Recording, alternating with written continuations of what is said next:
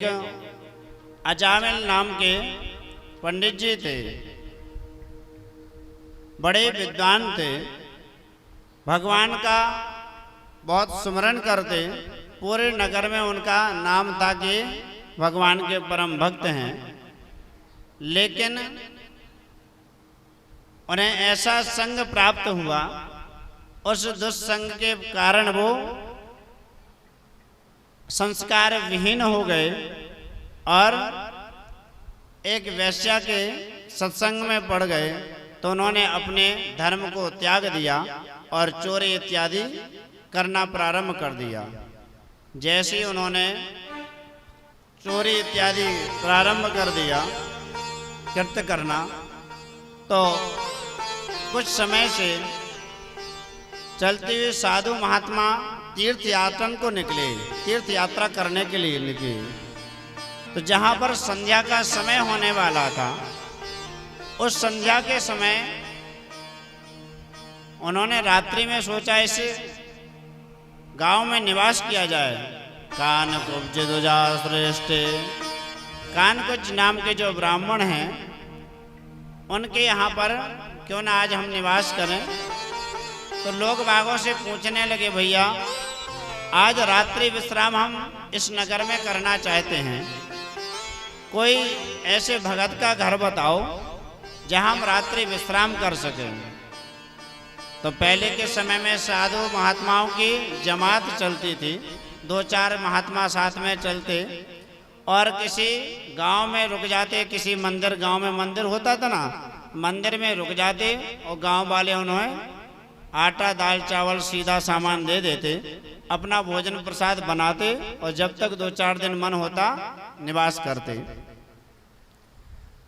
तो लोग बागों ने बता दिया, मजाक करने लगे कि बोले ये रोज घूमते रहते साधु महात्मा, आज अजामिल के घर क्यों ना पहुंचा दिया जाए।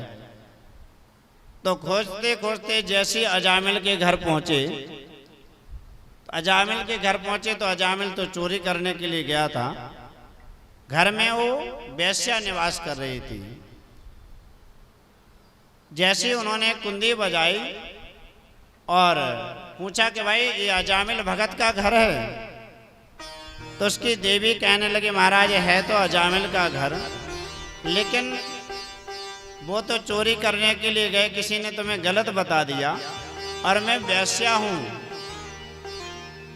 तो बोले अब तो महात्मा कहने लगे, देखो हम तो आ गए हैं यहाँ पर, अब ऐसे तो हम जाएंगे नहीं। तो बोले महाराज आप हमारे हाथ का जल भी ग्रहण नहीं कर सकते हैं, रात्रि में आप क्या करोगे। बोले तुम्हारे पास में जो भी सूखा सामान है वो हमें प्रदान कर दो। तो उस वैश्या ने राशन पानी सब कुछ दे दिया।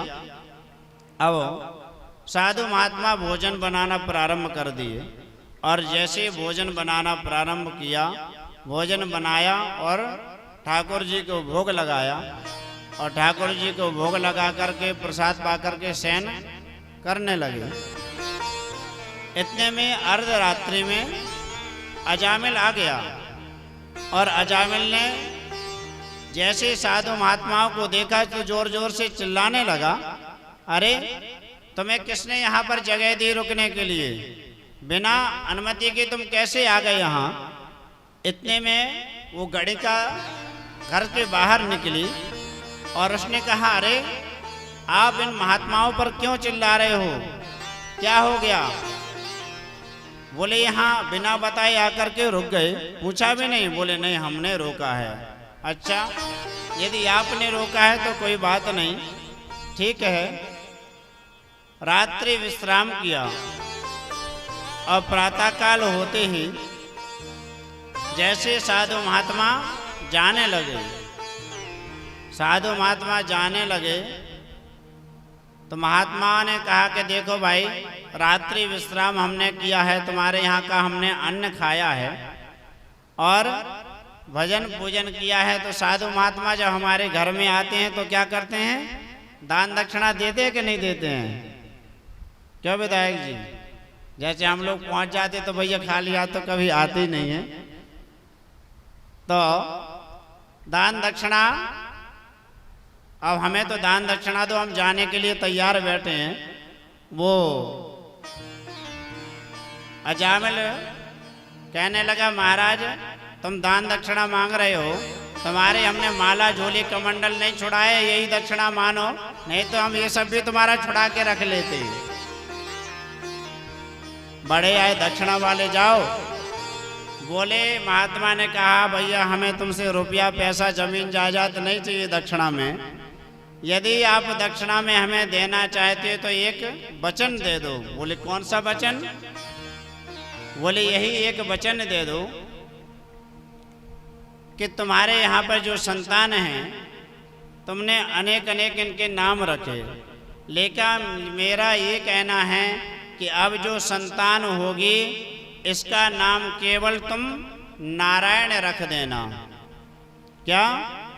नारायण नाम रख देना, बस यही हमारी दक्षिणा है। अजामिल कहने लगा, महाराज इसमें हमारा कुछ नहीं बिगड़ेगा, बताओ, हम तो प्रेम से रख लेंगे, नारायण नाम रख लेंगे। इतना कह के महात्मा लोग तो चले गए। अब समय आने पर उस गणिका के गर्भ से सुंदर बालक हुआ और अजामिल ने उसका नाम नारायण रख दिया।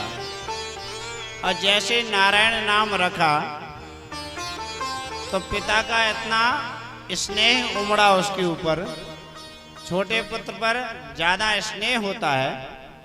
तो अब तो पुत्र नारायण आकर के भोजन कर लो। पुत्र नारायण कहाँ गए थे? अब नारायण नारायण नाम सुमरन उसके मुख से होने लगा। वैसे तो नाम नहीं ले पा रहा था, लेकिन नाम किसका ले रहा? अपने बेटे का। लेकिन नाम का सुमरन होने लगा। चाहे नाम कैसे भी जपो, चाहे हम भगवान का नाम अपने पुत्र के नाम से लें या भगवान का नाम लें, इसलिए भगवान का नाम कैसे भी लो, भाव को भाव अनख आलस हो, भाव को भाव अनख आलस हो, नाम जपत मंगल दिस दस हो। भाव को भाव अनख आलस हो, नाम जपत मंगल दिस दस हो।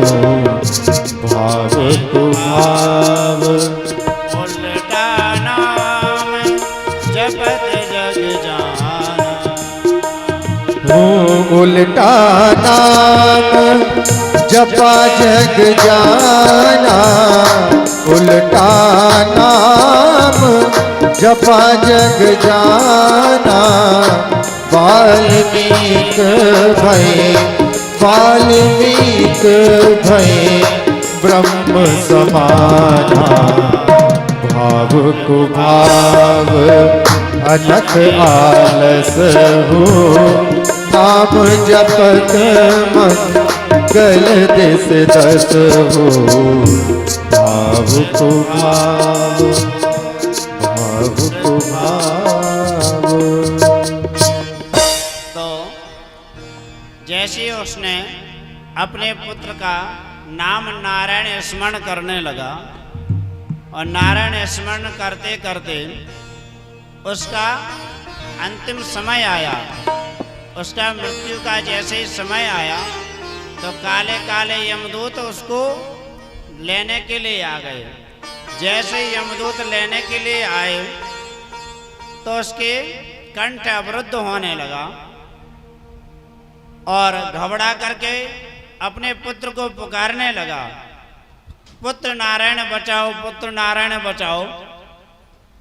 पुत्र नारायण का स्मरण करते ही भगवान के धाम से, वैकुंठ से पार्षद आ गए। जय और विजय भगवान के पार्षद आए और पार्षदों ने देखा यम के दूत खड़े हुए ले जाने के लिए, तो भगवान के पार्षदों ने यम के दूतों की ऐसी पिटाई की कि भागते रास्ता नहीं मिला और यमदूत दौड़े दौड़े कहाँ यमराज के पास पहुँचे यमराज से कहने लगे महाराज अब नहीं जाएंगे हम किसी को लेने के लिए। बोले क्यों? बोले आप तो कहे उसको ले आओ, लेकिन जैसे हम लेने के लिए गए तो वो अपने पुत्र नारायण का नाम पुकारने लगा और पता नहीं कहाँ से पीले पीले वस्त्र पहने दो युवक आए, उन्होंने मेरी ऐसी पिटाई की, इसलिए अब हम नहीं जाएंगे। बोले कौन आया था? बोले ये तो हमें नहीं पता था, लेकिन आज तक हमें यही पता था कि आपसे बड़ा, यमराज से बड़ा कोई दुनिया में है ही नहीं है, लेकिन आपसे भी बड़ा कोई है क्या? यमराज कहने लगे हमसे भी बड़ा कोई यदि है तो जिसका तुम नाम ले रहे हो, नारायण नाम पुकारा, वो हमसे बड़े हैं जो बैकुंठ में निवास करते हैं। जैसे नारायण नाम लेते ही अब यमराज की यमपुरी में कौन रहते हैं? पापी आत्मा। तो नाम सुनते ही जितने पापी आत्मा थे, यमराज की जो पूरी यमपुरी खाली होने लगी धीरे धीरे, क्योंकि जिनके कानों में नाम पड़ता गया वो यमपुरी से भगवान के धाम को जाने लगे।